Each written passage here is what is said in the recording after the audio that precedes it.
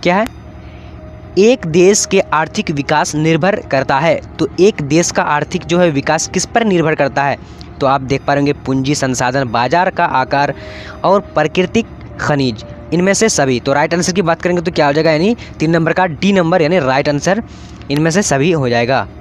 अब next question की ओर बढ़ेंगे। तो आ चुके हैं चौथा नंबर क्वेश्चन, पूरी तरीके से स्क्रीन पे देख पा रहे आप लोग। उपभोक्ता व्यवहार का संबंध है व्यष्टि अर्थशास्त्र से। अब नेक्स्ट क्वेश्चन की ओर बढ़ेंगे। तो 5 नंबर क्वेश्चन स्क्रीन पे आ चुके हैं, देख पा रहे आप लोग। उपयोगिता की माप की जा सकती है। तो उपयोगिता की माप किससे की जा सकती है, तो इसका राइट आंसर की बात करेंगे तो यानी सी नंबर यानी मुद्रा से की जा सकती है।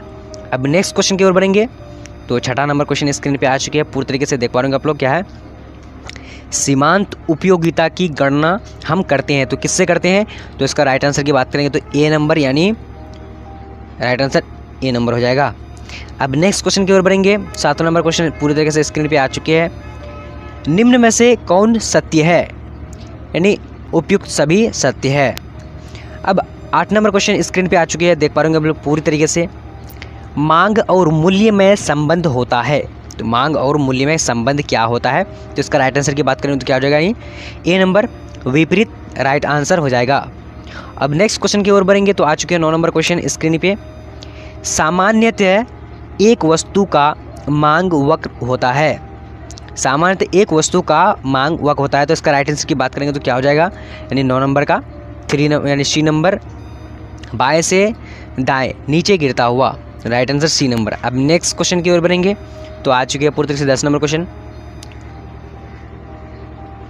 कॉफ़ी की मूल्य में वृद्धि होने पर चाय की मांग बढ़ती है, घटती है या अपवर्तित होती है, या फिर इनमें से कोई नहीं। तो राइट आंसर की बात करेंगे तो क्या हो जाएगा, 10 नंबर का ए नंबर यानी बढ़ती है, राइट आंसर ए नंबर। अब नेक्स्ट क्वेश्चन की ओर बढ़ेंगे। तो आ चुकी है 11 नंबर क्वेश्चन स्क्रीन पे पूरी तरीके से। अल्पकाल में डैश संसाधनों में कोई परिवर्तन नहीं होता है। तो इसका राइट आंसर की बात करें तो 11 नंबर का ए नंबर यानी स्थिर, राइट आंसर ए नंबर। अब नेक्स्ट क्वेश्चन पूरी तरीके से 12 नंबर आ चुकी है, देख पा रहे हैं आप लोग। डैश उत्पादन की मात्रा के साथ घटता बढ़ता है। तो क्या घटता बढ़ता है, तो इसका राइट आंसर की बात करेंगे तो 12 नंबर का बी नंबर यानी परिवर्तनशील लागत उत्पादन की मात्रा में घटता बढ़ता है। अब नेक्स्ट क्वेश्चन की ओर बढ़ेंगे। तो 13 नंबर क्वेश्चन स्क्रीन पे आ चुकी है, देख पा रहे हैं आप लोग। एक अतिरिक्त इकाई की बिक्री से प्राप्त आय को डैश कहते हैं। तो क्या कहते हैं, तो इसका राइट आंसर की बात करेंगे 13 नंबर का ए नंबर यानी सीमांत आय कहा जाता है। अब 14 नंबर क्वेश्चन स्क्रीन पे है, देख पा रहे हैं आप लोग। क्या है, डैश बाजार में वस्तुएं सामान कीमत पर बेची जाती है। तो इसका राइट आंसर की बात करेंगे तो क्या हो जाएगा, ए नंबर यानी पूर्ण प्रतियोगिता बाजार। अब नेक्स्ट क्वेश्चन की ओर बढ़ेंगे। 15 नंबर क्वेश्चन। तो क्या है 15, पूर्ति का अर्थ है। पूर्ति का अर्थ क्या होता है, तो इसका राइट आंसर की बात करें 15 नंबर का बी नंबर यानी उत्पादित वस्तुओं का भंडार। अब नेक्स्ट क्वेश्चन की ओर बढ़ेंगे। तो 16 नंबर क्वेश्चन स्क्रीन पे आ चुके हैं, देख पा रहे आप लोग। 16 नंबर क्या है, पूर्ति वक्र बताता है। तो इसका राइट आंसर की बात करेंगे 16 नंबर का सी नंबर यानी मूल्य एवं वस्तु की पूर्ति। अब नेक्स्ट क्वेश्चन की ओर बढ़ेंगे। 18 नंबर क्वेश्चन। 17 नंबर क्वेश्चन क्या है, विक्रेता वस्तु को डैश से नीचे मूल्य पर बेचने को तैयार नहीं रहता। तो इसका राइट आंसर की बात करेंगे 17 नंबर का बी नंबर यानी औसत मूल्य, राइट आंसर हो जाएगा। अब next question 18 number question screen पे आ चुकी है। किस बाजार में आर बराबर एम आर होता है।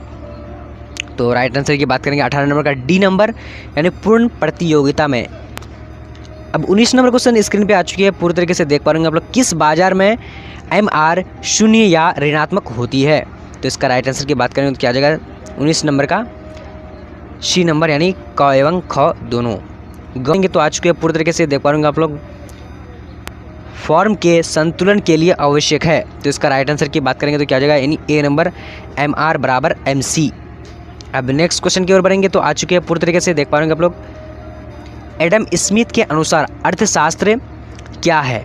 तो राइट आंसर की बात करेंगे तो क्या आ जाएगा, 21 नंबर का सी नंबर यानी धन का विज्ञान, धन का विज्ञान, राइट आंसर। अब नेक्स्ट क्वेश्चन की ओर बढ़ेंगे। तो 22 नंबर क्वेश्चन स्क्रीन पे आ चुके हैं। इनमें से किसे आर्थिक क्रियाओं का तथा अंत कहते हैं। तो राइट आंसर की बात करेंगे तो 22 नंबर का यानी ए नंबर उत्पाद, राइट आंसर उत्पाद हो जाएगा। अब नेक्स्ट क्वेश्चन की ओर बढ़ेंगे तो आ चुकी है 23 नंबर, देख पा रहे होंगे आप लोग, क्या है? अर्थशास्त्र है। अर्थशास्त्र क्या है? तो राइट आंसर की बात करेंगे जो 23 नंबर का सी नंबर यानी यथार्थवादी एवं आदर्शवादी विज्ञान दोनों, राइट आंसर सी नंबर। अब 24 नंबर क्वेश्चन की ओर बढ़ेंगे तो आ चुकी है, देख पा रहे होंगे आप लोग, क्या है? पूंजीवादी में साधनों का स्वामित्व होता है। तो इसका राइट आंसर की बात करेंगे 24 नंबर का बी नंबर यानी निजी, राइट आंसर क्या हो जाएगा? निजी। अब नेक्स्ट क्वेश्चन की ओर बढ़ेंगे तो आ चुके हैं पूरी तरीके से 25 नंबर क्वेश्चन है, भारत में है, भारत में क्या है? तो राइट आंसर की बात करेंगे तो क्या हो जाएगा? 25 नंबर का यानी बी नंबर यानी मिश्रित अर्थव्यवस्था। अब नेक्स्ट क्वेश्चन की ओर बढ़ेंगे तो आ चुके हैं पूरी तरीके से मिश्रित अर्थव्यवस्था की मुख्य विशेषता है। तो राइट आंसर क्या हो जाएगा? 26 नंबर का यानी निजी एवं सार्वजनिक स्वामित्व दोनों। अब नेक्स्ट क्वेश्चन की ओर बढ़ेंगे 27 नंबर क्वेश्चन स्क्रीन पे आ चुके हैं, देख पा रहे होंगे आप लोग, क्या है? जब सीमांत उपयोगी शून्य होती है तब फुल उपयोगिता होती है। तो इसका राइट आंसर की बात करेंगे तो क्या हो जाएगा? यानी 27 नंबर का बी नंबर यानी अधिकतम, राइट आंसर बी नंबर। अब नेक्स्ट क्वेश्चन की ओर बढ़ेंगे तो आ चुकी है पूरी तरीके से, देख पा रहे हैं हम लोग, जब किसी वस्तु के मूल्य में कमी आती है तब क्या होती है? तो राइट आंसर की बात करेंगे 28 नंबर का ए नंबर यानी मांग बढ़ जाती है, यानी मांग बढ़ती है। अब नेक्स्ट क्वेश्चन की ओर बढ़ेंगे तो आ चुके हैं पूरी तरीके से, क्या है? मांग के लिए होना ज़रूरी है। तो राइट आंसर की बात करेंगे 29 नंबर का यानी इनमें से सभी राइट आंसर हो जाएगा। अब नेक्स्ट क्वेश्चन की ओर बढ़ेंगे तो 23 नंबर क्वेश्चन को हम लोग देख लेते हैं, क्या है? अनिवार्य वस्तुओं की मांग होती है तो लचेदार होती है या फिर बेलोचदार होती है। अब नेक्स्ट क्वेश्चन की ओर बढ़ेंगे तो 31 नंबर पूरी तरीके से आ चुकी है, देख पा रहे होंगे आप लोग, निम्न में से किस वस्तु की मांग लोचदार होती है? निम्नलिखित में से किस वस्तु की मांग लोचदार होती है? तो राइट आंसर की बात करेंगे तो 31 नंबर का सी नंबर यानी हीरे एवं जवाहरात। अब नेक्स्ट क्वेश्चन की ओर बढ़ेंगे 32 नंबर क्वेश्चन, उत्पादन का साधन है। उत्पादन का साधन क्या होता है? तो राइट आंसर की बात करेंगे तो 32 नंबर का ए नंबर यानी भूमि, राइट आंसर भूमि। काफ़ी आसान सी क्वेश्चन है। अब नेक्स्ट क्वेश्चन की ओर बढ़ेंगे तो आ चुकी है, देख पा रहे हैं आप लोग, उत्पाद का अर्थ होता है। तो उत्पाद का अर्थ क्या होता है? तो इसका राइट आंसर की बात करेंगे 33 नंबर का यानी सी नंबर उपयोगिता का सृजन। अब नेक्स्ट क्वेश्चन की ओर बढ़ेंगे तो आ चुकी है, उत्पत्ति वृद्धि नियम के अंतर्गत उत्पादन बढ़ता है या घटता है? तो राइट आंसर की बात करेंगे 34 नंबर का सी नंबर यानी बढ़ती हुई दर से। अब नेक्स्ट क्वेश्चन की ओर बढ़ेंगे तो 35 नंबर क्वेश्चन स्क्रीन पे आ चुके हैं, देख पा रहे होंगे आप लोग, कृषि में मुख्य रूप से क्रियाशील होता है। तो राइट आंसर की बात करेंगे तो क्या आ जाएगा? 35 नंबर का बी नंबर यानी उत्पत्ति ह्रास नियम, राइट आंसर। अब नेक्स्ट क्वेश्चन की ओर बढ़ेंगे तो आ चुकी है पूरी तरीके से, देख पा रहे होंगे आप लोग, औसत लागत की कमी के साथ सीमांत लगता है। तो राइट आंसर की बात करेंगे तो क्या आ जाएगा? यानी 36 नंबर का ए नंबर यानी घटती है। अब नेक्स्ट क्वेश्चन की ओर बढ़ेंगे तो आ चुकी है, जैसे जैसे बिक्री की इकाइयाँ बढ़ती है औसत आय क्या होता है? तो राइट आंसर की बात करेंगे तो 37 नंबर का बी नंबर यानी बढ़ती है, राइट आंसर क्या हो जाएगा? बढ़ती है। अब नेक्स्ट क्वेश्चन की ओर बढ़ेंगे तो आ चुके हैं पूरी तरीके से 38 नंबर क्वेश्चन है, रिकॉर्डों के अनुसार पूर्ण प्रतियोगिता में मूल्य का निर्धारण होता है। तो राइट आंसर की बात करेंगे तो क्या आ जाएगा? 38 नंबर का ए नंबर यानी उत्पादन व्यय द्वारा। अब नेक्स्ट क्वेश्चन की ओर बढ़ेंगे तो आ चुकी है पूरी तरीके से, दीर्घकालीन सामान्य मूल्य का निर्धारण होता है। तो राइट आंसर की बात करें तो 39 नंबर का यानी बी नंबर राइट आंसर यानी मांग एवं पूर्ति के अस्थाई। अब नेक्स्ट क्वेश्चन की ओर बढ़ेंगे तो आ चुकी है 40 नंबर क्वेश्चन, अंतिम क्वेश्चन है, ये काफ़ी इंपॉर्टेंट क्वेश्चन को हम लोग कवर किए 40 क्वेश्चन। एक अधिकारी अपना लाभ तथा अधिकतम कर सकता है अब जब, यानी क्या होगा इसका राइट आंसर? 40 नंबर का यानी डी नंबर सीमांत लागत सीमांत आय के बराबर है। तो दोस्तों आज करता हूँ क्वेश्चन, जो इसमें पहला क्या क्वेश्चन कह रहा है कि भारत में किस बैंकों का बैंक कहा जाता है, यानी भारत में किसे बैंकों का बैंक कहा जाता है। तो यहाँ पर ऑप्शन में भारतीय रिजर्व बैंक दिया हुआ, स्टेट बैंक ऑफ इंडिया दिया हुआ, बैंक ऑफ इंडिया दिया हुआ, सेंट्रल बैंक ऑफ इंडिया दिया हुआ। तो आपका भारतीय रिजर्व बैंक कहा जाता है किसको, यानी करेक्ट आंसर भारतीय रिजर्व बैंक को कहा जाता है, बैंकों का बैंक। ठीक है, इसका स्थापना 1935 में, आपको पता होना चाहिए कि इसका स्थापना कब हुआ है, 1935 को हुआ है। ठीक है, फिर नेक्स्ट क्वेश्चन चलते गाइस, क्या कह रहा है दूसरा क्वेश्चन में, निम्न में से कौन सा समुद्र का मुर्दा का प्राथमिक कार्य है, विनिमय का माध्यम या मूल्य मापन, या 3 नंबर में क्या करा है, 1 और 2 दोनों मतलब मूल्य का संचयन। तो चौथा में क्या है, मूल्य का संचयन। तो 2 का यानी करेक्ट आंसर जो आपका होगा, यानी 2 यानी करेक्ट आंसर होगा। ठीक है, मूल्य का मापन। नेक्स्ट क्वेश्चन चलते गाइस, क्या कह रहा है तीसरा क्वेश्चन में, क्या कह रहा है निम्न में से कौन सा मुर्दा का द्वितीय कार्य है, मूल्य का स्थानांतरण या मूल्य का संचयन। और यहाँ इसमें क्या कह रहा है, तीसरा में क्या कह रहा है, 1 और 2 दोनों मतलब 1 और 2। चौथा में क्या कह रहा है, इनमें से कोई नहीं। तो यानी 3 का जो आपका करेक्ट आंसर होगा तो क्या होगा, यानी तीसरा यानी करेक्ट आंसर। ठीक है, 1 और 2 दोनों। ठीक है, उसके बाद नेक्स्ट क्वेश्चन चलते गाइस, क्या कह रहा है कि चौथा क्वेश्चन में मुर्दा के कार्यों के सम्मिलित है। तो पहला ऑप्शन में दिया हुआ मूल्य निर्धारण के लिए, मूल्य का संचयन के लिए, विनिमय का माध्यम के लिए, उपयुक्त सभी। तो आपका यानी चौथा का है जो आपका करेक्ट आंसर होगा, तो यानी 4 यानी करेक्ट आंसर होगा। ठीक है, चौथा यानी उपयुक्त सभी। उसका नेक्स्ट क्वेश्चन चलते गाइस, क्या कह रहा है कि इनमें से कौन सा मुर्दा का कार्य नहीं है, मूल्य का मापन या मूल्य का हस्तांतरण या मूल्य का संचयन या मूल्य का स्थिरीकरण। ठीक है, तो आपका 5 का यानी ये करेक्ट आंसर होगा, तो आपका यानी चौथा यानी करेक्ट आंसर होगा। ठीक है, मूल्य का स्थिरीकरण। ठीक है, 5 का यानी करेक्ट आंसर। उसका नेक्स्ट क्वेश्चन चलते गाइस, क्या कह रहा है नेक्स्ट क्वेश्चन में कि भारत का सबसे बड़ा बैंक कौन सा है, भारत का सबसे बड़ा बैंक कौन सा है। तो पहला ऑप्शन में भारतीय रिजर्व बैंक दिया हुआ, भारतीय स्टेट बैंक दिया हुआ, सेंट्रल बैंक ऑफ इंडिया दिया हुआ, बैंक ऑफ इंडिया दिया हुआ। आपको पता है कि 6 का यानी 2 आंसर है। आपको पता है कि भारतीय स्टेट बैंक सबसे बड़ा बैंक है भारत का। यह है नेक्स्ट क्वेश्चन। और इसे सबसे पहले कौन बैंक के नाम से आना था, इंपीरियल बैंक के नाम से आना था। तो अभी इसका नाम इंपीरियल हटा करके क्या किया गया है, भारतीय स्टेट बैंक। तो आपको ये भी पता होना चाहिए क्योंकि अक्सर एग्जाम में पूछा जाता है ये क्वेश्चन। फिर नेक्स्ट क्वेश्चन चलते गाइस, क्या कह रहा है 7वां क्वेश्चन में, भारत में करेंसी नोट जारी करता है, कौन जारी करता है, वित्त मंत्री द्वारा जारी करता है, या वित्त सचिव द्वारा, या स्टेट बैंक ऑफ इंडिया द्वारा, या भारतीय रिजर्व बैंक द्वारा। तो यानी आपका 7 का जो यानी करेक्ट आंसर होगा, तो 4 यानी करेक्ट आंसर होगा, भारतीय रिजर्व बैंक द्वारा जारी किया जाता है। ठीक है, आपको पता होना चाहिए। उसका नेक्स्ट क्वेश्चन चलते गाइस, क्या है कि भारतीय रिजर्व बैंक की स्थापना कब हुई। तो मैं आपसे सबसे पहले मैं आपको बता दिया था कि भारतीय रिजर्व बैंक की स्थापना कब हुई थी। उससे पहले वाला क्वेश्चन में आपको बता दिया कि 1935 में हुआ था। कहाँ हुआ था, 8 में। 8 का करेक्ट आंसर यानी 1935, 2 है करेक्ट आंसर। फिर नेक्स्ट क्वेश्चन चलते हैं आपका गाइस, क्या कह रहा है इसमें नेक्स्ट क्वेश्चन में, क्या कह रहा है कि मौद्रिक नीति संबंध किससे है, लोक व्यय से, या कर से, लोक ऋण से, या खुला बाजार नीति से। तो आपका यानी कि 9 का जो आपका करेक्ट आंसर होगा, तो चौथा यानी करेक्ट आंसर होगा। ठीक है, खुला बाजार नीति से। उसका नेक्स्ट क्वेश्चन चलते गाइस, क्या कह रहा है कि सेंट्रल बैंक ऑफ इंडिया क्या है, एक वाणिज्य बैंक है, या केंद्रीय बैंक है, या वाणिज्यिक बैंक है, या इनमें से कोई नहीं। तो आपको पता होगा 10 नंबर का यानी करेक्ट आंसर यानी 1 होगा, क्योंकि ये सेंट्रल बैंक जो है वो वाणिज्य बैंक है। आपको ये पता होना चाहिए। ठीक है, आपको अगर किसी प्रकार की अगर दिक्कत हो तो कमेंट जरूर करें। नेक्स्ट क्वेश्चन चलते 11वां का क्वेश्चन, क्या कह रहा है निम्न में से कौन सही है, इसका सूत्र यानी कौन सही है, MPC प्लस MPS बराबर O, या MPC प्लस MPS बराबर ग्रेटर देन लेस देन 1। और तीसरा में ऑप्शन क्या है, MPC प्लस MPS बराबर 1, या MPC plus MPS greater than 1। तो यहाँ जो आपका करेक्ट आंसर होगा, तो 11 का यानी करेक्ट आंसर आपका क्या होगा, यानी तीसरा यानी करेक्ट आंसर है। ठीक है, तीसरा यानी करेक्ट आंसर इसका।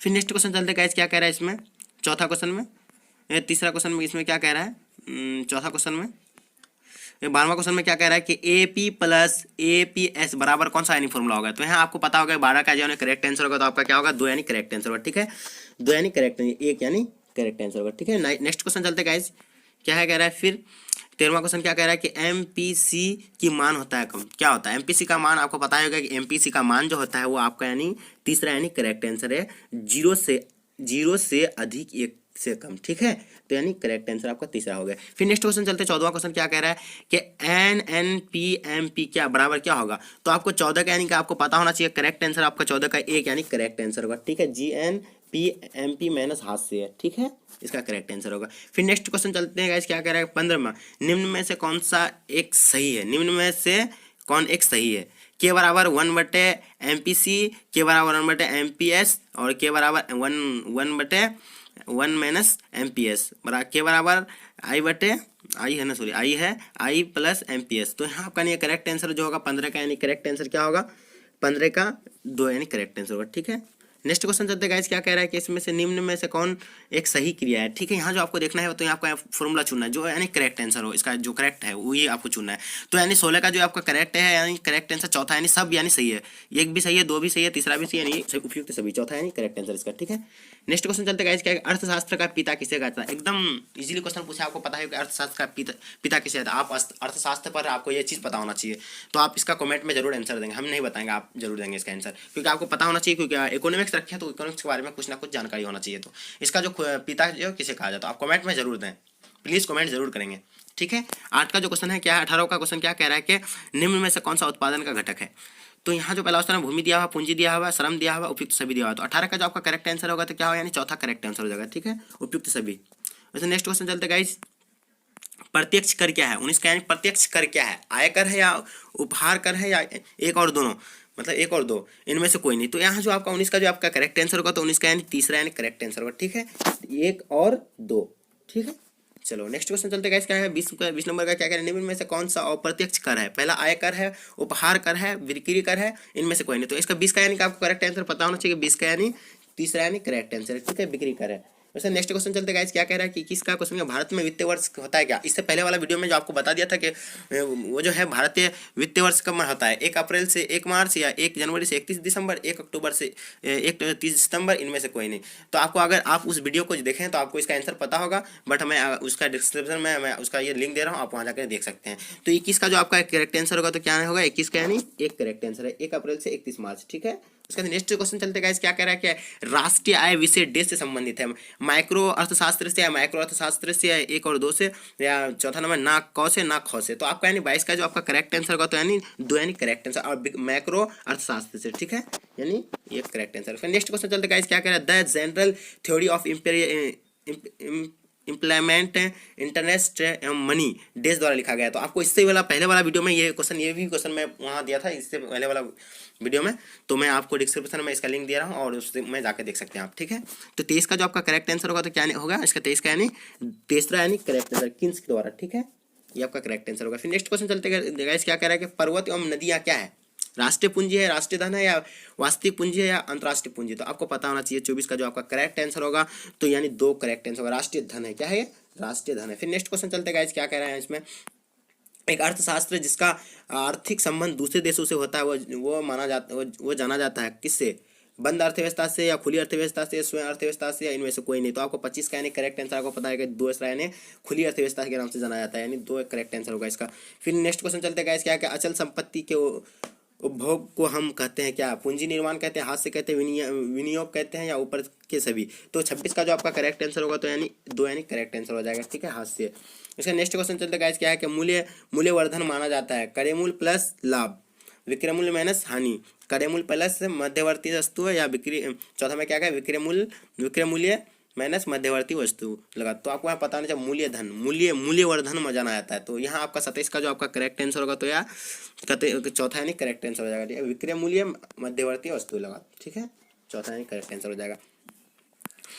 राष्ट्रीय आय की गणना देश द्वारा जारी होती है, राष्ट्रीय आय की गणना देश द्वारा होता है। आपको पता है कि आय विधि द्वारा होता है, उत्पादन विधि द्वारा होता है, निवेश विधि द्वारा है, ऊपर के सभी। तो आपको पता होना चाहिए इसका 28 का आंसर क्या है, करेक्ट आंसर क्या है, चौथा यानी करेक्ट आंसर, इनमें से सभी यानी ऊपर के सभी जितने भी दिया हुआ है। ठीक है, तीनों ठो, तो यानी चौथा करेक्ट आंसर। फिर नेक्स्ट क्वेश्चन चलते गाइस, क्या कह रहा है विश्व की महान मंदी घटित हुई थी, कब हुआ था, जब विश्व की महान जो मंदी घटित हुई थी, जो बाजार में जो घटना घटी, तो कब हुई थी। तो यहाँ 1920 में हुआ था, या 1925 में, 1930 में, या 1935 में। तो आपको 29 का यानी करेक्ट आंसर पता होना चाहिए, 29 का यानी कि तीसरा करेक्ट आंसर है। ठीक है, कब हुआ था, 1930 में करेक्ट आंसर इसका। फिर नेक्स्ट क्वेश्चन चलते गाइस, क्या कह रहा है नेक्स्ट क्वेश्चन में, किन्स कहा था कि अर्थशास्त्र में देश की स्थिति होती है, क्या पुनरोजगार की, अनैच्छिक बेरोजगारी की, अपूर्ण रोजगार की, सीमांत बेरोजगार की। तो आपको पता होना चाहिए 30 का जो करेक्ट आंसर आपका यानी तीसरा करेक्ट आंसर है। ठीक है, अपूर्ण रोजगार की, ये है राइट इसका आंसर। फिर नेक्स्ट क्वेश्चन चलते गाइस, क्या है गुणांक बराबर है आय में परिवर्तन, निवेश में परिवर्तन, या आय में परिवर्तन या निवेश में परिवर्तन, इनमें से कोई नहीं। तो 31 का जो आपका करेक्ट आंसर होगा तो 1 यानी करेक्ट आंसर हो जाएगा, आय में परिवर्तन, निवेश में परिवर्तन। ठीक है,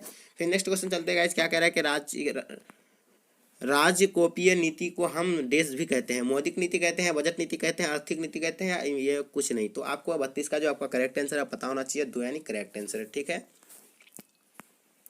फिर नेक्स्ट क्वेश्चन चलते हैं, मौद्रिक नीति के संदर्भ में मांग में वृद्धि एवं कमी देश के द्वारा हो सकता है, बैंक दर नीति द्वारा या साख नियंत्रण द्वारा, एक या दो, या ना एक और ना दो। तो 33 का जो आपका करेक्ट आंसर होगा, तो यानी 33 का यानी करेक्ट आंसर, तीसरा यानी करेक्ट आंसर है, एक और दो। ठीक है, उसका नेक्स्ट क्वेश्चन चलते गाइस, क्या कह रहा है कि केंद्रीय बैंकों की संख्या किसी देश में देश होती है, यानी दो होता है या एक होता है या तीन होता है, इनमें से कोई नहीं। आपको पता नहीं केंद्रीय बैंकों की संख्या किसी देश में कितना होता है, एक होता है या दो होता है या तीन होता है, तो इसको पता होना चाहिए आपको। एकदम इजीली क्वेश्चन है, आप ये बहुत बार बार अब तक मैं क्वेश्चन बैंकों में देखा तो सबसे रिपीट होने वाली क्वेश्चन यही है। तो 34 का जो आपका करेक्ट आंसर होगा, तो यानी दो यानी करेक्ट आंसर है। ठीक है, एक ही होता है। ठीक है, बैंक किसी भी देश में एक केंद्रीय बैंक की संख्या मतलब एक ही होता है। ठीक है, नेक्स्ट क्वेश्चन चलते हैं। 35वां क्वेश्चन क्या है, केंद्रीय बैंक ऋण देता है किसका, सार्वजनिक लोग का या देता है, या निजी कंपनियों का, या व्यावसायिक बैंक का, या सभी का। तो अगर 35 का जो आपका करेक्ट आंसर होगा, तो यानी तीसरा यानी करेक्ट आंसर है। ठीक है, व्यावसायिक बैंक द्वारा।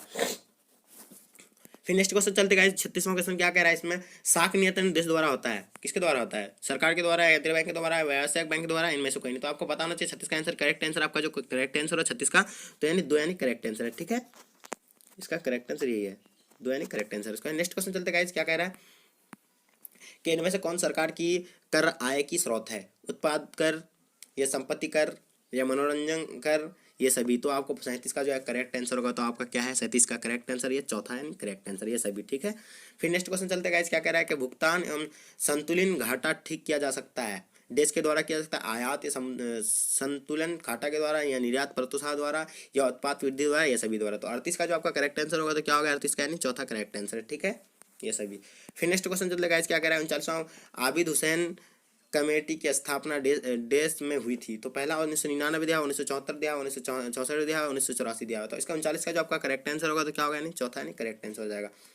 ठीक है, इसका चौथा यानी करेक्ट आंसर होगा। फिर नेक्स्ट क्वेश्चन चलता है, क्या कह रहा है इसमें 40 का कि देश छोटा का रूपांतरित है आयात निर्यात। तो यहाँ आपको 40 का जो आपका यानी करेक्ट आंसर होगा, तो आपका शुरू में पहला क्वेश्चन इसमें क्या है कि भारत में वित्तीय वर्ष मतलब वित्तीय वर्ष है, तो यहाँ क्या कहना है, इसका मतलब क्या है, वित्तीय वर्ष कब मनाया जाता है, मतलब कितना तारीख से कितना तारीख के बीच मनाया जाता है।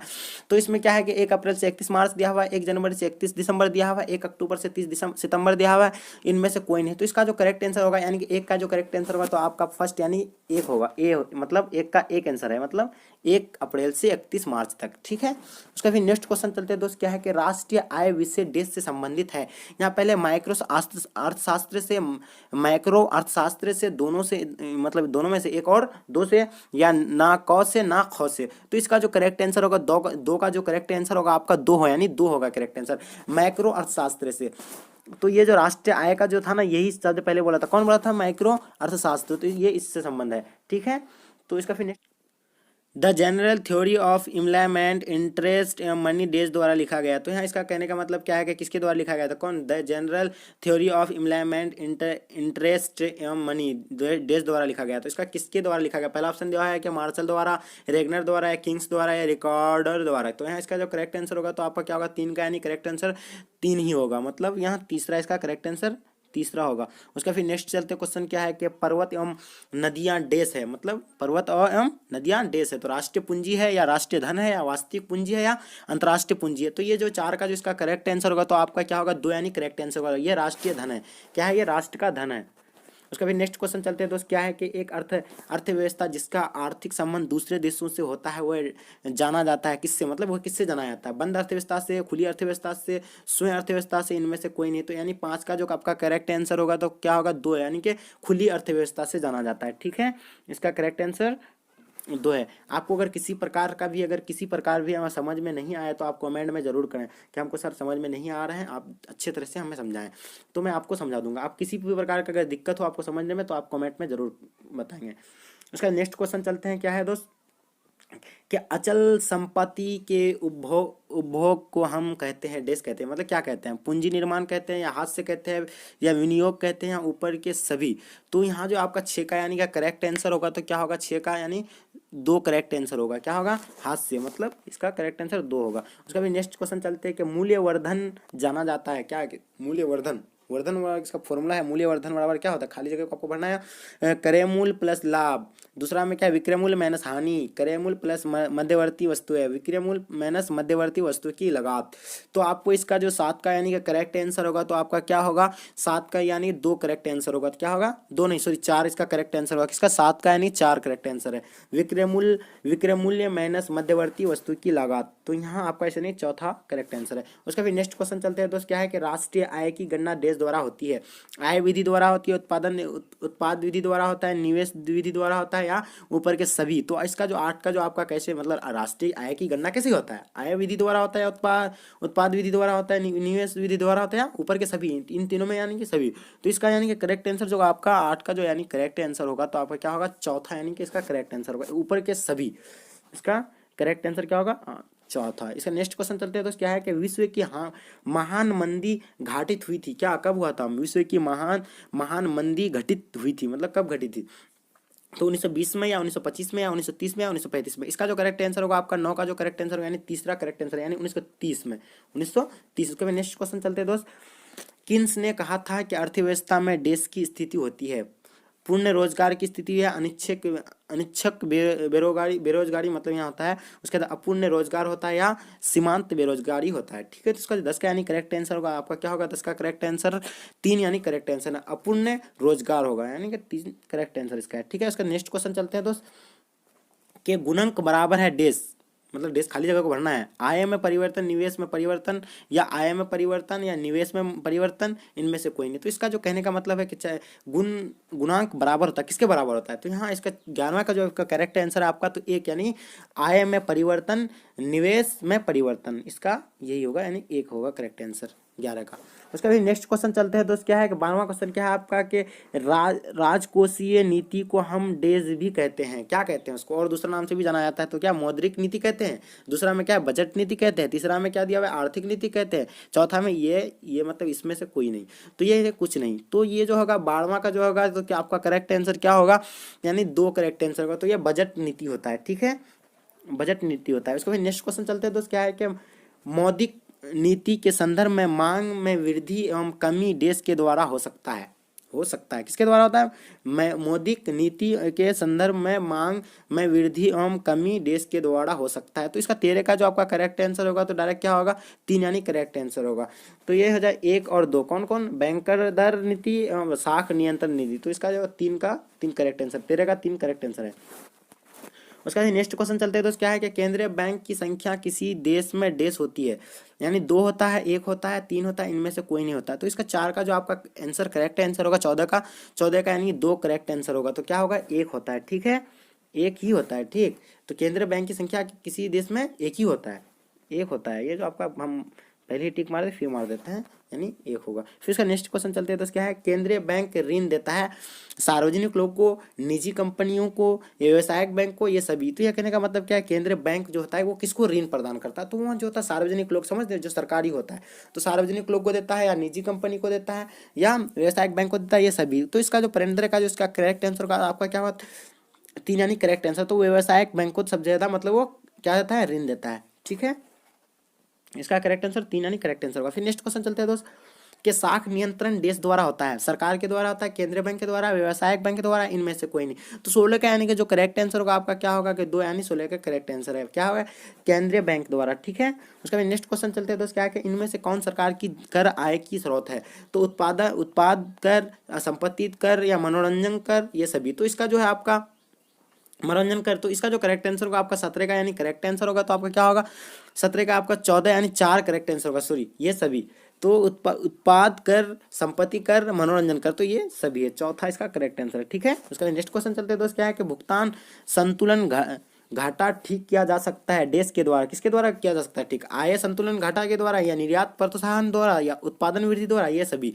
तो इसका जो 18 का जो आपका करेक्ट आंसर होगा, तो क्या होगा, चौथा नहीं, ये सभी, ये भी इसका चौथा करेक्ट आंसर होगा। फिर नेक्स्ट क्वेश्चन चलते हैं दोस्त, क्या है, क्या अबीद हुसैन कमेटी की स्थापना देश में हुई थी, कब हुआ था, अबीद हुसैन कमेटी की स्थापना कब हुई थी, 19 का जो यानी कि आपका करेक्ट आंसर होगा, तो चौथा यानी कि करेक्ट आंसर होगा। तो ये कब हुआ था, यानी 1984 में हुआ था। ठीक है, उसका नेक्स्ट क्वेश्चन चलते हैं तो क्या है कि देश छोटा और रूपांतरण आयात निर्यात का है। ठीक है, तो इसका 20 का जो आपका करेक्ट आंसर होगा, तो क्या होगा, 3 यानी करेक्ट आंसर होगा। तो ये एग्जिम होगा, क्या होगा इसका करेक्ट आंसर, 3 का करेक्ट आंसर होगा इसका। ठीक है, उसका फिर नेक्स्ट चलते हैं तो क्वेश्चन क्या है, 21 निम्न में से किस प्रकार के जमा के ब्याज अधिक मिलता है? बचत खाता में, चालू खाता में, अस्थायी जमा में या उपयुक्त तीनों में से। तो ये इसका कहने का मतलब है निम्न में से किस प्रकार के खाता में ब्याज अधिक मिलता है, मतलब सबसे ज़्यादा अधिक ब्याज किस खाता में मिलता है? बचत खाता में मिलता है या चालू खाता में, अस्थायी जमा में या उपयुक्त में।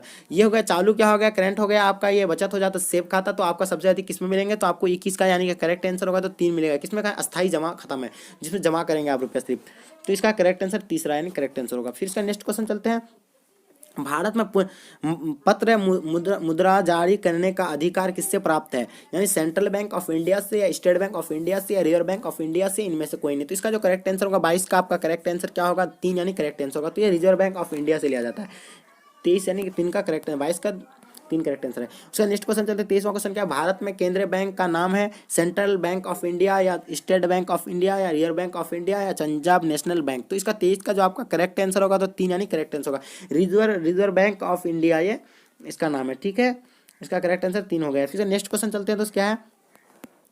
24वां क्वेश्चन का भारत के 14 प्रमुख बैंक का राष्ट्रीयकरण हुआ था, कब हुआ था? मतलब 1960 में हुआ था, 1969 में हुआ था, 1980 में, 1985 में। तो इसका आप तो जानते ही हैं, इसका जो 24 का जो ये बच्चे भी जान सकते हैं कि 24 मतलब इसका जो हुआ था भारत का 14 बैंक का जो राष्ट्रीयकरण कब हुआ था। तो ये आपका 24 का यानी करेक्ट आंसर यानी 2 हो गया, यानी 1969 में। इसका करेक्ट आंसर 2। फिर नेक्स्ट क्वेश्चन चलते हैं दोस्त कि मुद्रा के आदान प्रदान दृष्टिकोण को किस अर्थशास्त्री ने दिया था? मतलब मार्शल ने दिया था या पिगू ने दिया, फिशर ने या रॉबर्टसन ने। तो इसका 25 का जो आपका करेक्ट आंसर होगा तो क्या होगा? यानी 3 करेक्ट आंसर होगा। इसका क्या? फिशर ने दिया था। कौन? फिशर ने। इसका नेक्स्ट क्वेश्चन चलते हैं। तो क्या है कि स्टेट बैंक की स्थापना कब हुई थी? 1951 में हुआ था, 1955 में हुआ था, 1957 में, 1966 में। इसका जो 26 का जो आपको ये तो आप जानते हैं कि पहले रिजर्व बैंक ऑफ इंडिया का स्थापना कब हुआ था? 1935 में हुआ था। और स्टेट बैंक का जो हुआ था मतलब जस्ट तो 26 का जो इसका करेक्ट आंसर होगा तो आपका क्या होगा कि 2 यानी करेक्ट आंसर तो 1955 में होगा, ठीक है। ये एक्चुअली 20 साल बाद मतलब ये हुआ था, ठीक है। स्टेट बैंक का स्थापना हुआ था रिजर्व बैंक के बाद,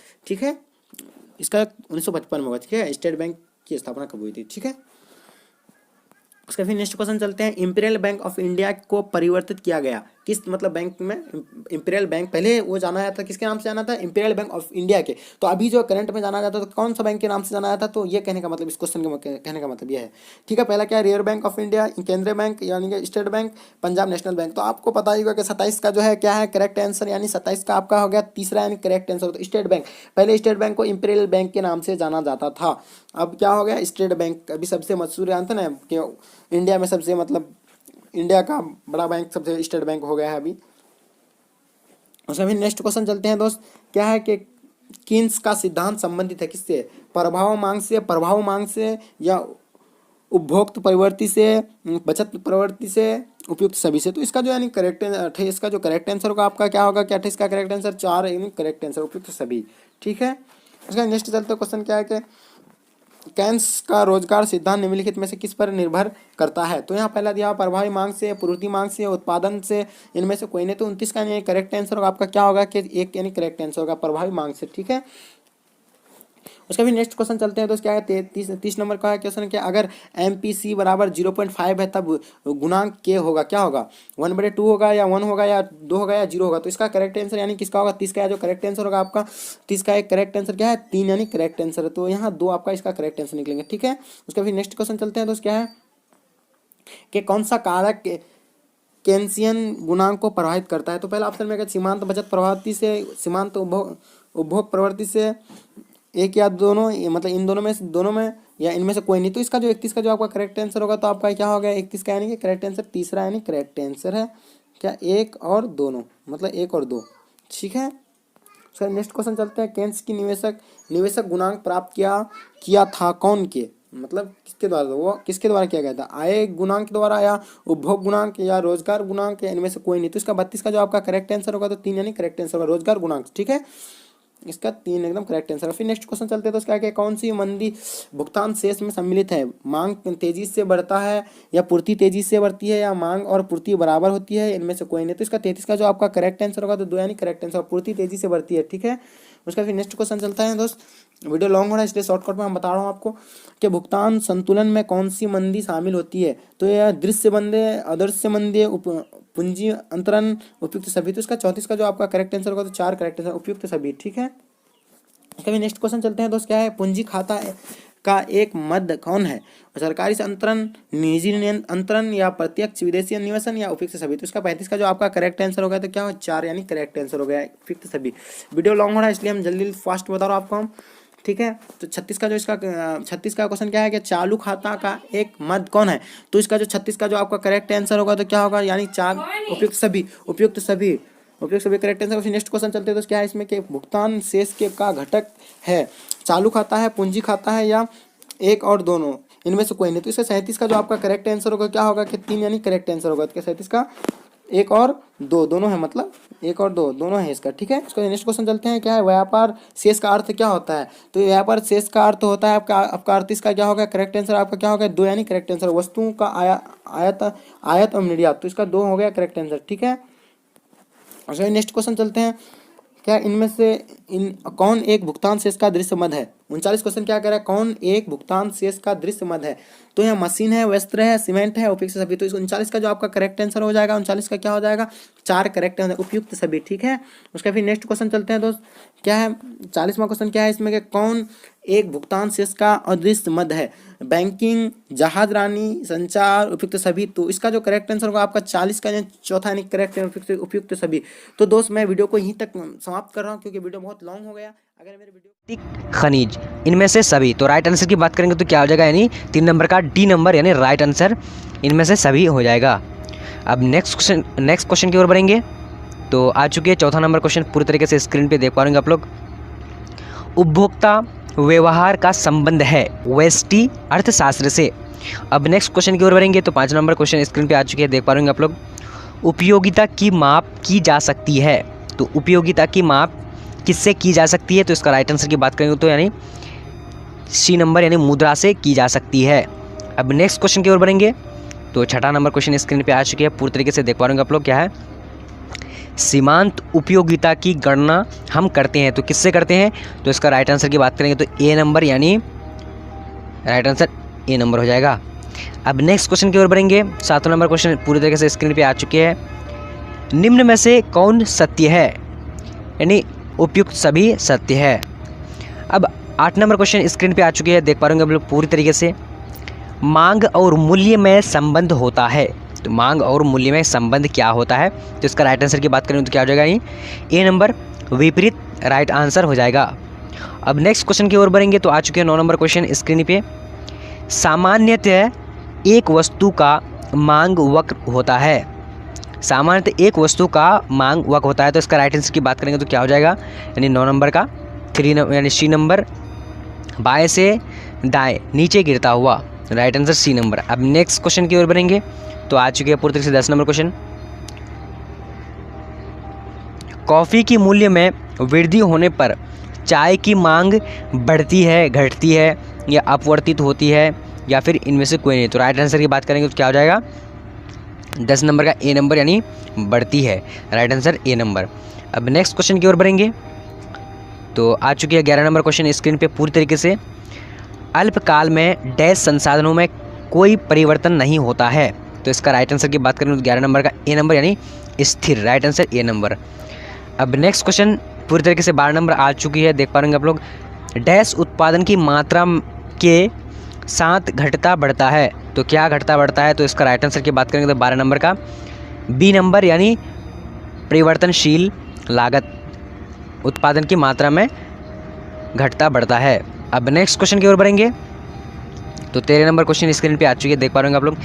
एक अतिरिक्त इकाई की बिक्री से प्राप्त आय को डैश कहते हैं, तो क्या कहते हैं? तो इसका राइट आंसर की बात करेंगे 13 नंबर का ए नंबर यानी सीमांत आय कहा जाता है। अब 14 नंबर क्वेश्चन स्क्रीन पे है, देख पा रहे हैं आप लोग। क्या डैश बाजार में वस्तुएं सामान कीमत पर बेची जाती है, तो इसका राइट आंसर की बात करेंगे तो क्या हो जाएगा ए नंबर यानी पूर्ण प्रतियोगिता बाजार। अब नेक्स्ट क्वेश्चन की ओर बढ़ेंगे 15 नंबर क्वेश्चन, तो क्या है 15 पूर्ति का अर्थ है, पूर्ति का अर्थ क्या होता है? तो इसका राइट आंसर की बात करें 15 नंबर का बी नंबर यानी उत्पादित वस्तुओं का भंडार। अब नेक्स्ट क्वेश्चन की ओर बढ़ेंगे तो 16 नंबर क्वेश्चन स्क्रीन पे आ चुकी है, देख पा रहे आप लोग। 16 नंबर क्या है? पूर्ति वक्र बताता है, तो इसका राइट आंसर की बात करेंगे 16 नंबर का सी नंबर यानी मूल्य एवं वस्तु की पूर्ति। अब नेक्स्ट क्वेश्चन की ओर बढ़ेंगे 18 नंबर क्वेश्चन 17 नंबर क्वेश्चन। क्या है, विक्रेता वस्तु को डैश से नीचे मूल्य पर बेचने को तैयार नहीं रहता। तो इसका राइट आंसर की बात करेंगे 17 नंबर का बी नंबर यानी औसत मूल्य राइट आंसर हो जाएगा। अब next question 18 number question screen पे आ चुकी है। किस बाजार में R बराबर MR होता है? तो राइट आंसर की बात करेंगे 18 नंबर का डी नंबर यानी पूर्ण प्रतियोगिता में। अब 19 नंबर क्वेश्चन स्क्रीन पे आ चुकी है, पूरी तरीके से देख पा रहे हैं आप लोग। किस बाजार में MR शून्य या ऋणात्मक होती है?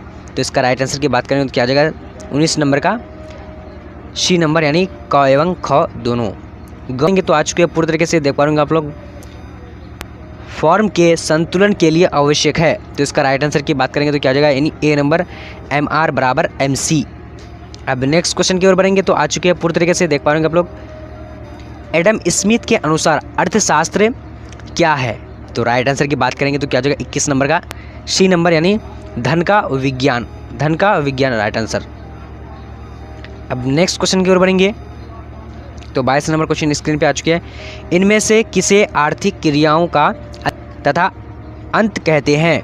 तो राइट आंसर की बात करेंगे तो 22 नंबर का यानी ए नंबर उत्पाद। राइट आंसर उत्पाद हो जाएगा। अब नेक्स्ट क्वेश्चन की ओर बढ़ेंगे तो आ चुकी है 23 नंबर, देख पा रहे होंगे आप लोग। क्या है? अर्थशास्त्र है। अर्थशास्त्र क्या है? तो राइट आंसर की बात करेंगे जो 23 नंबर का सी नंबर यानी यथार्थवादी एवं आदर्शवादी विज्ञान दोनों। Right answer C number. अब 24 नंबर क्वेश्चन की ओर बढ़ेंगे तो आ चुकी है, देख पा रहे होंगे आप लोग। क्या है? पूंजीवादी में साधनों का स्वामित्व होता है। तो इसका राइट आंसर की बात करेंगे 24 नंबर का बी नंबर यानी निजी। राइट आंसर क्या हो जाएगा? निजी। अब नेक्स्ट क्वेश्चन की ओर बढ़ेंगे तो आ चुके हैं, पूरी तरीके से 25 नंबर क्वेश्चन है। भारत में है, भारत में क्या है? तो राइट आंसर की बात करेंगे तो क्या हो जाएगा 24-25 नंबर का यानी बी नंबर यानी मिश्रित अर्थव्यवस्था। अब नेक्स्ट क्वेश्चन की ओर बढ़ेंगे तो आ चुके हैं, पूरी तरीके से मिश्रित अर्थव्यवस्था की मुख्य विशेषता है। तो राइट आंसर क्या हो जाएगा 26 नंबर का यानी निजी एवं सार्वजनिक स्वामित्व दोनों। अब नेक्स्ट क्वेश्चन की ओर बढ़ेंगे 27 नंबर क्वेश्चन स्क्रीन पे आ चुके हैं, देख पा रहे आप लोग। क्या है? जब सीमांत उपयोगी शून्य होती है तब फुल उपयोगिता होती है। तो इसका राइट आंसर की बात करेंगे तो क्या हो जाएगा यानी 27 नंबर का बी नंबर यानी अधिकतम। Right answer B number. अब नेक्स्ट क्वेश्चन की ओर बढ़ेंगे तो आ चुके हैं, पूरी तरीके से देख पा रहे हैं हम लोग। जब किसी वस्तु के मूल्य में कमी आती है तब क्या होती है? तो राइट आंसर की बात करेंगे 28 नंबर का ए नंबर यानी मांग बढ़ जाती है, यानी मांग बढ़ती है। अब नेक्स्ट क्वेश्चन की ओर बढ़ेंगे तो आ चुके हैं, पूरी तरीके से। क्या है? मांग के लिए होना ज़रूरी है। तो राइट आंसर की बात करेंगे 29 नंबर का यानी इनमें से सभी राइट आंसर हो जाएगा। अब नेक्स्ट क्वेश्चन की ओर बढ़ेंगे तो 23 नंबर क्वेश्चन को हम लोग देख लेते हैं। क्या है? अनिवार्य वस्तुओं की मांग होती है तो लचेदार होती है या फिर बेलोचदार होती है। अब नेक्स्ट क्वेश्चन की ओर बढ़ेंगे तो 31 नंबर पूरी तरीके से आ चुकी है, देख पा रहे हैं आप लोग। निम्न में से किस वस्तु की मांग लोचदार होती है? निम्नलिखित में से किस वस्तु की मांग लोचदार होती है? तो राइट आंसर की बात करें तो 31 नंबर का सी नंबर यानी हीरे एवं जवाहरात। अब नेक्स्ट क्वेश्चन की ओर बढ़ेंगे 32 नंबर क्वेश्चन। उत्पादन का साधन है। उत्पादन का साधन क्या होता है? तो राइट आंसर की बात करेंगे तो 32 नंबर का ए नंबर यानी भूमि। राइट आंसर भूमि। काफ़ी आसान सी क्वेश्चन है। अब नेक्स्ट क्वेश्चन की ओर बढ़ेंगे तो आ चुकी है, देख पा रहे हैं आप लोग। उत्पाद का अर्थ होता है तो उत्पाद का अर्थ क्या होता है? तो इसका राइट आंसर की बात करेंगे 33 नंबर का यानी सी नंबर उपयोगिता का सृजन। अब नेक्स्ट क्वेश्चन की ओर बढ़ेंगे तो आ चुकी है। उत्पत्ति वृद्धि नियम के अंतर्गत उत्पादन बढ़ता है या घटता है? तो राइट आंसर की बात करेंगे 34 नंबर का सी नंबर यानी बढ़ती हुई दर से। अब नेक्स्ट क्वेश्चन की ओर बढ़ेंगे तो 35 नंबर क्वेश्चन स्क्रीन पे आ चुके हैं, देख पा रहे आप लोग। कृषि में मुख्य रूप से क्रियाशील होता है तो राइट आंसर की बात करें तो क्या आ जाएगा 35 नंबर का बी नंबर यानी उत्पत्ति ह्रास नियम। Right answer. अब नेक्स्ट क्वेश्चन की ओर बढ़ेंगे तो आ चुकी है, पूरी तरीके से देख पा रहे आप लोग। औसत लागत की कमी के साथ सीमांत लगता है तो राइट आंसर की बात करेंगे तो क्या आ जाएगा यानी 36 नंबर का ए नंबर यानी घटती है। अब नेक्स्ट क्वेश्चन की ओर बढ़ेंगे तो आ चुकी है। जैसे जैसे बिक्री की इकाइयाँ बढ़ती है औसत आय क्या होता है? तो राइट आंसर की बात करेंगे तो 37 नंबर का बी नंबर यानी बढ़ती है। राइट आंसर क्या हो जाएगा? बढ़ती है। अब नेक्स्ट क्वेश्चन की ओर बढ़ेंगे तो आ चुके हैं पूरी तरीके से 38 नंबर क्वेश्चन है, रिकॉर्डों के अनुसार पूर्ण प्रतियोगिता में मूल्य का निर्धारण होता है। तो राइट आंसर की बात करेंगे तो क्या आ जाएगा? 38 नंबर का ए नंबर यानी उत्पादन व्यय द्वारा। अब नेक्स्ट क्वेश्चन की ओर बढ़ेंगे तो आ चुकी है पूरी तरीके से, दीर्घकालीन सामान्य मूल्य का निर्धारण होता है। तो राइट आंसर की बात करें तो 39 नंबर का यानी बी नंबर राइट आंसर यानी मांग एवं पूर्ति के अस्थाई। अब नेक्स्ट क्वेश्चन की ओर बढ़ेंगे तो आ चुकी है 40 नंबर क्वेश्चन, अंतिम क्वेश्चन है। ये काफ़ी इंपॉर्टेंट क्वेश्चन को हम लोग कवर किए 40वां क्वेश्चन।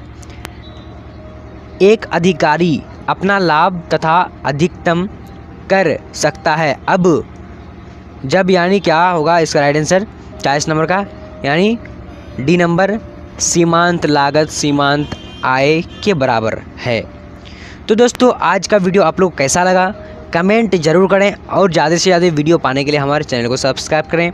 और तो आज का वीडियो इतना ही तक, तब तक के लिए जय हिंद जय Bharat and thank for watching video.